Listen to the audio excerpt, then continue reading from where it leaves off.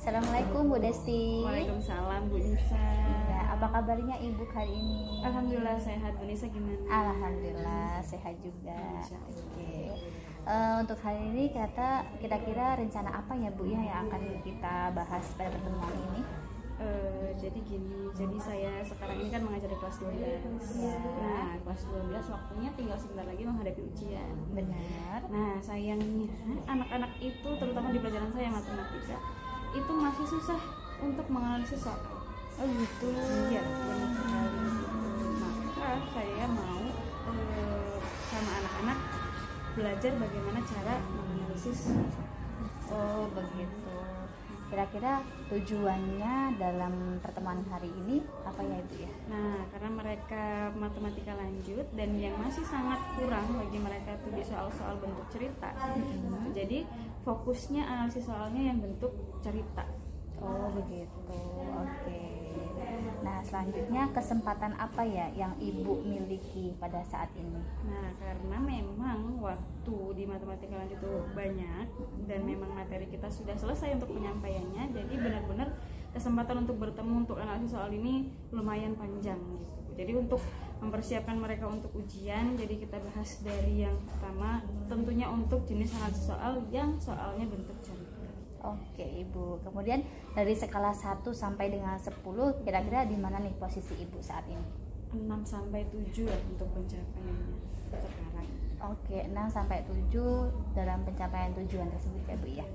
Oke, kira-kira kekuatan apa sih Bu yang Ibu akan capai dalam tujuan ini? Kekuatan yang saya punya, yang pertama yang jelas saya mau buat dulu anak-anak itu semakin nyaman dengan matematik, artinya tidak ada rasa canggung, tegang, sehingga untuk proses berpikirnya juga jadi lebih baik lagi. Oh gitu, oke.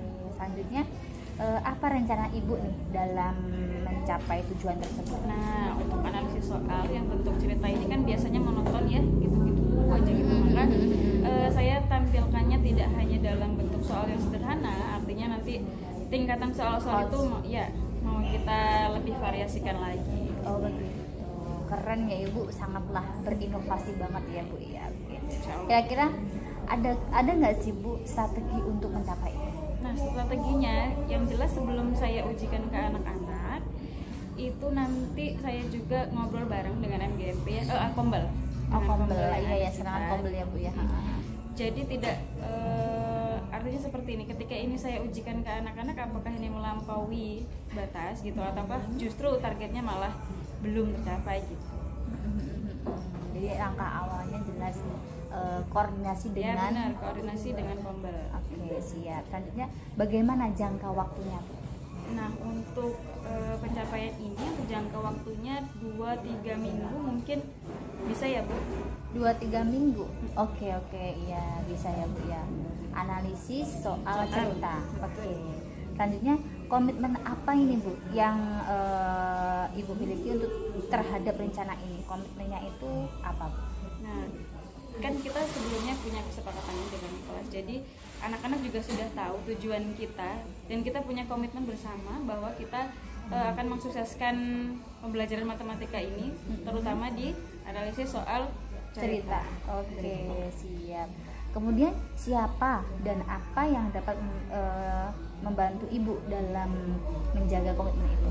Yang jelas kalau ditanya siapa pasti peserta didik itu sendiri. Iya ya Bu, ya benar banget. Kalau peserta didiknya tidak bisa bekerja sama dengan baik, ya tujuan kita nggak akan tercapai gitu kan. Selain itu juga tadi kolaborasi dengan komunitas belajar. Oke, jadi peserta didik dengan rekan sejawat ya Bu ya, yang sesama mata pelajarannya gitu ya. Kemudian bagaimana dengan tindak lanjut dari sesi coaching ini Bu? Nah, setelah kita melaksanakan selama 2 minggu itu, jelas kita adakan tes untuk menguji seberapa paham tujuannya, kita seberapa jauh tercapainya, apakah hasilnya lebih baik ataukah malah menurun ataukah sama rata-rata. Oh gitu. Terima kasih ya udah ya untuk hari ini, luar biasa sangat. Ibu sudah mempunyai rancangan kedepannya bagaimana, luar biasa sekali. Semoga apa yang Ibu ceritakan, kemudian Ibu untuk menganalisis soal cerita tadi, ya sukses ya Bu ya. bisa ketemu kapan Bu? Insya Allah bisa Bu ya. Insya Allah. Oke, besok kita lanjut observasi. Saya datang ke kelas Ibu ya Bu ya. Terima kasih banyak untuk hari ini Ibu. Wassalamualaikum warahmatullahi wabarakatuh.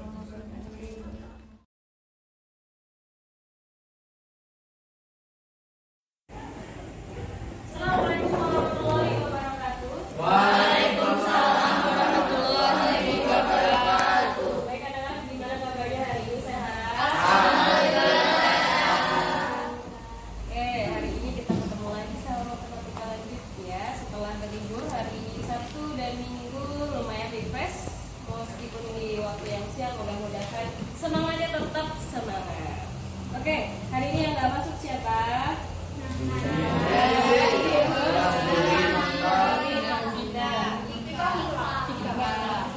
Nanti kalau sempat sama teman-temannya ada di Zoom supaya selain obat ada yang membuat cepat sembuh, yaitu semangat dari teman-teman dan rasa bahagia, gitu ya. Jadi kalau bisa dijenguk. Meskipun nggak bisa berangkat semua, tapi perwakilan paling tidak menunjukkan bahwa kita peduli sama saudara kita yang sedang sakit, gitu ya. Oke, hari ini anak-anak sekalian, jadi kita mau analisis. Kenapa sih kok kita sering banget jawab salah ketika ketemu soal-soal yang bentuknya cerita, apalagi di materi distribusi binomial. Ada yang mau kasih saran gimana caranya supaya kita nggak selalu salah ketika jawab soal cerita?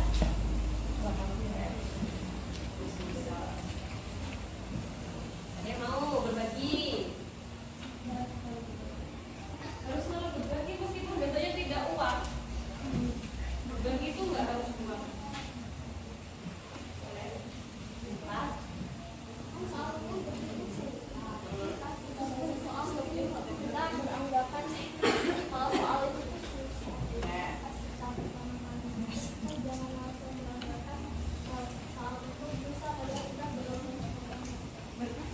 Jadi yang pertama, oke, tips yang pertama,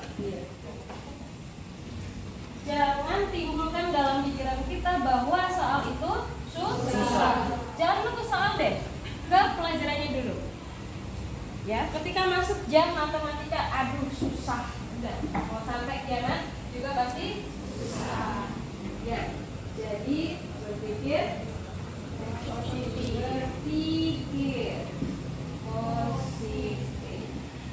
bahwa soal ini mudah. Kenapa seperti itu?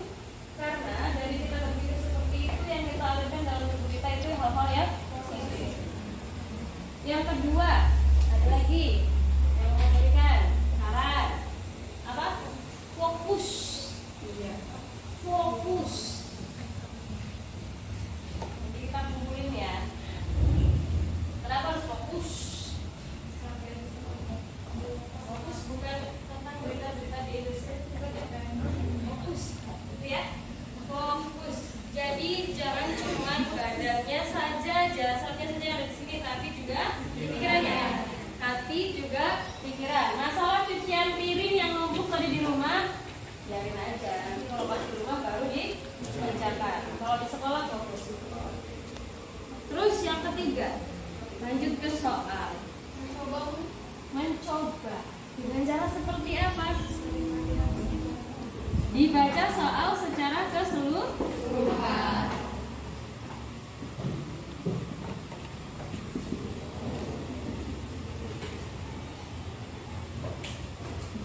Baca sekali sampai selesai.